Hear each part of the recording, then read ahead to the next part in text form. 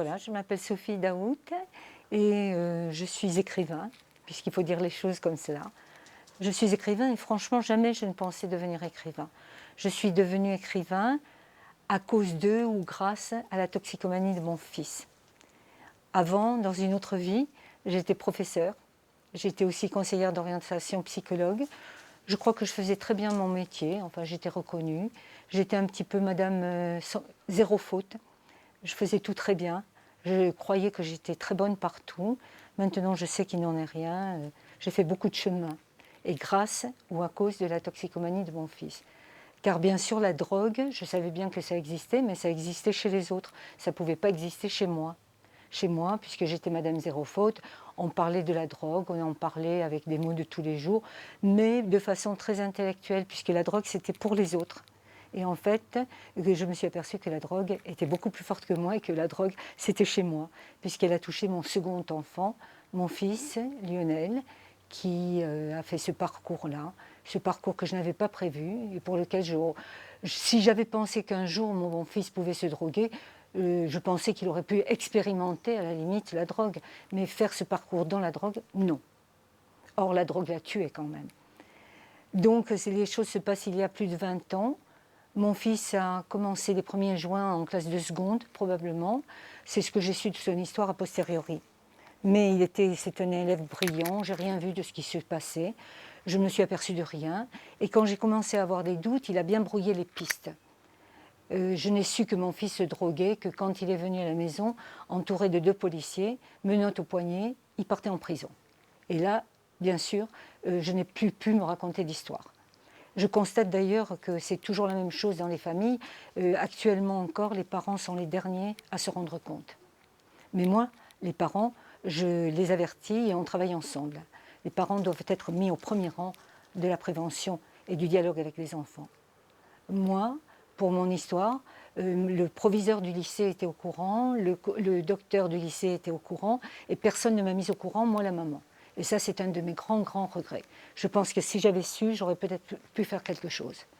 Voilà, enfin, mon fils arrive, me note au poignet, part en prison, et moi, je tombe malade. Devant mon combat, une association de parents est née. Cette association est née il y a 8 ans.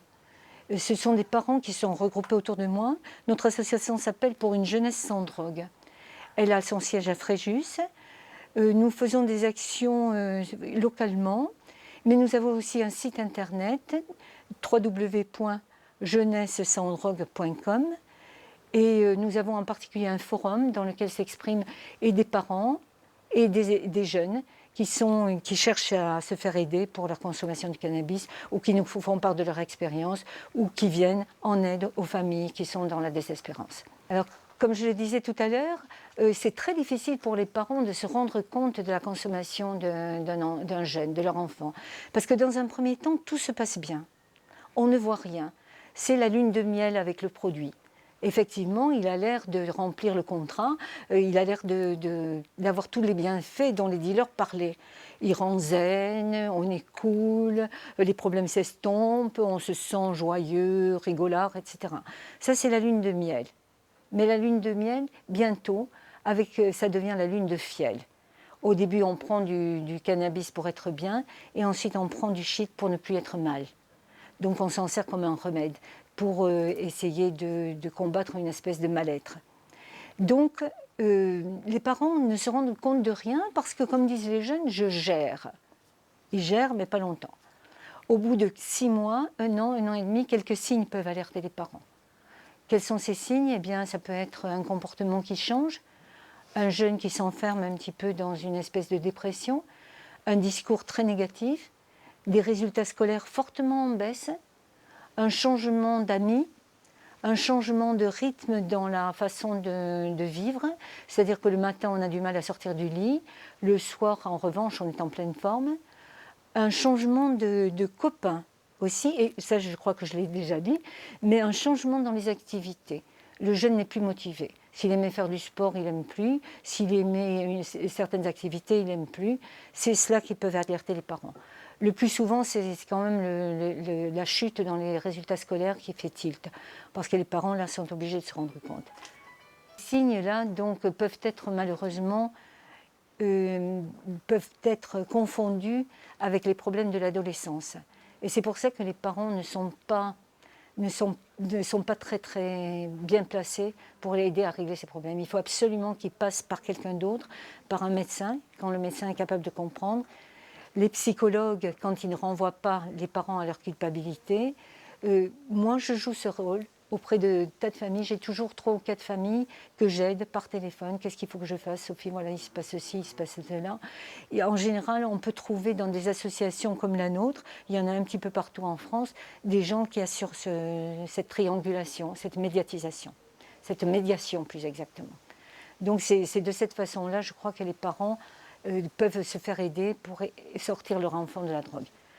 Bien sûr qu'on peut se sortir de la drogue, surtout quand on fume du cannabis, quand on en est au premier stade. Prévention, et puis tout de suite se focaliser sur les premiers signes pour aider le jeune à s'en sortir. On est dans des idées qui étaient généreuses, mais un peu fumeuses. Mais ça m'est égal, mais ce qu'on trouve maintenant, c'est des parents qui sont dans la consommation de shit, alors que les enfants deviennent adolescents. On rencontre parfois des pères qui donnent leur joint aux enfants. Ça, c'est nouveau. Ou bien, ça, c'est le cas exceptionnel, mais le plus souvent, c'est des parents qui ne se rendent pas compte que c'est très dangereux pour l'adolescent. Parce que, premièrement, le cannabis n'est plus le cannabis des années 68. Il est beaucoup, beaucoup plus fort, les produits sont beaucoup plus forts. Les enfants sont beaucoup plus jeunes. Et d'autre part, les enfants sont en pleine maturation, pleine croissance. Et le cannabis est quand même un produit dont la molécule se dépose dans le cerveau. Et le cerveau d'un enfant, ce n'est pas un cerveau d'adulte, il n'est pas fini. Il y a certains centres nerveux qui ne sont pas arrivés à maturité. C'est extrêmement grave. Il y a des travaux actuellement qui sont faits. Mais bien sûr, ils sont pris un petit peu à la légère, on met la distance, on ne veut pas en entendre parler, parce qu'il y a trop de fumeurs de cannabis qui sont dans leur consommation d'adultes et qui s'y trouvent bien. Mais je ne m'attaque pas du tout à cela, comme je ne m'attaque pas du tout à la répression. Ce n'est pas notre rôle. Mais je me défends les enfants. Je ne veux pas qu'on touche à l'enfant et à l'innocence. Je ne veux pas.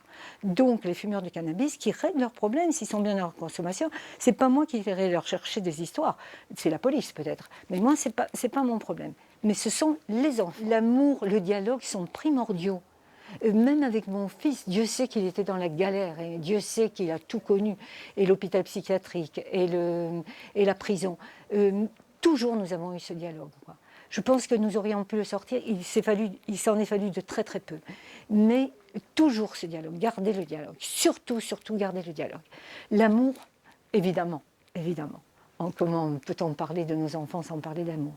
Garder cela, garder ce lien, absolument.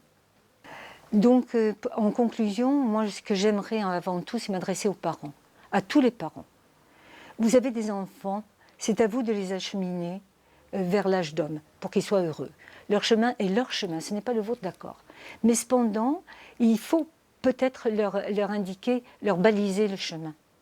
C'est-à-dire qu'il y a des choses pour lesquelles je ne serai pas d'accord, et je ne suis pas d'accord, et je ne serai pas d'accord, parce que je t'aime. Par exemple, la liberté de te détruire, je ne te la donne pas. Voilà, parce que je t'aime, voilà. Et que ce que je veux pour toi, c'est ce qui te rendra heureux. La drogue ne te rendra pas heureux, donc je suis contre la drogue. Bien sûr, quelquefois je ne serai pas là, mais entends ce que je suis en train de dire, la drogue, je n'en veux pas pour toi. Alors je voudrais dire aux parents qu'ils n'aient pas peur. Qu'ils n'aient pas peur de parler de la drogue aux enfants. Qu'ils le fassent assez soi-disant, mais avec les mots adéquats.